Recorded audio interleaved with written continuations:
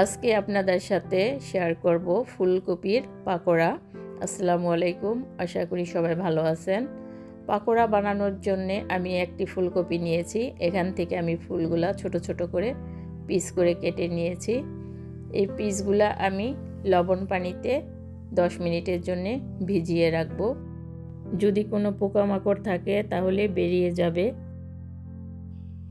এবার আমি ঢাকনা দিয়ে ঢেকে 10 মিনিটের জন্য রেখে দিব।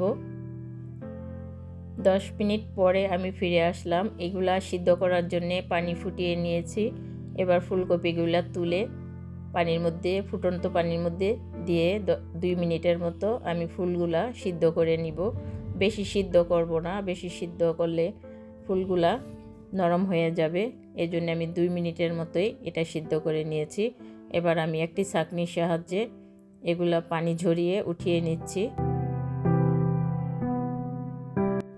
এবার আমি ফুলকপিগুলা মশলা দিয়ে মেখে নিব। প্রথমে দিয়ে দিচ্ছি আদা রসুন পেস্ট 1 চামচ, দিয়ে দিচ্ছি লাল মরিচের গুঁড়া 1 চামচ, দিয়ে দিচ্ছি 1 চামচ ধনিয়ার গুঁড়া, আর দিয়ে দিচ্ছি সামান্য হলুদ গুঁড়া।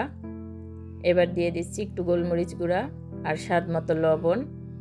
এবার অ্যাড করব 1 প্যাকেট ম্যাগি মশলা, আর দিয়ে দিচ্ছি টমেটো সস, দিয়ে দিচ্ছি হাফ কাপ চালের গুঁড়া আর ছোট্ট কাপের 1 কাপ কর্নফ্লাওয়ার। এবার আমি এটা সুন্দর করে মেখে নিব। সামান্য পানি দিয়ে এটাকে একটু ব্যাটারটা নরম করে মেখে নিচ্ছি। পানিটা আমি একবারে দিব না, একটু আস্তে আস্তে পানিটা দিচ্ছি।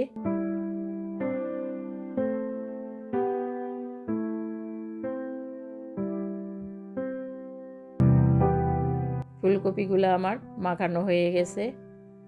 এবার ফুলকপিগুলো ভাজার জন্য ফ্রাই প্যানে তেল গরম করে নিয়েছি। আস্তে আস্তে এগুলা ভেজে নিব।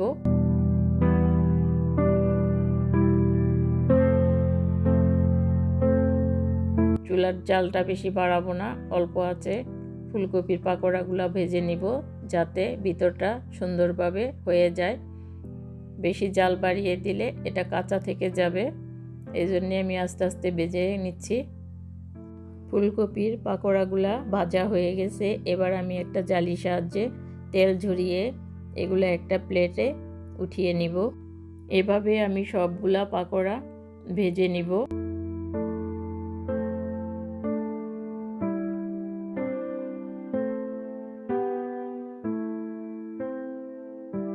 সবগুলা পাকোড়া আমার ভাজা হয়ে গেছে। আপনাদেরকে পরিবেশন করে দেখাচ্ছি। দেখেন কত লোভনীয়, মাশাআল্লাহ।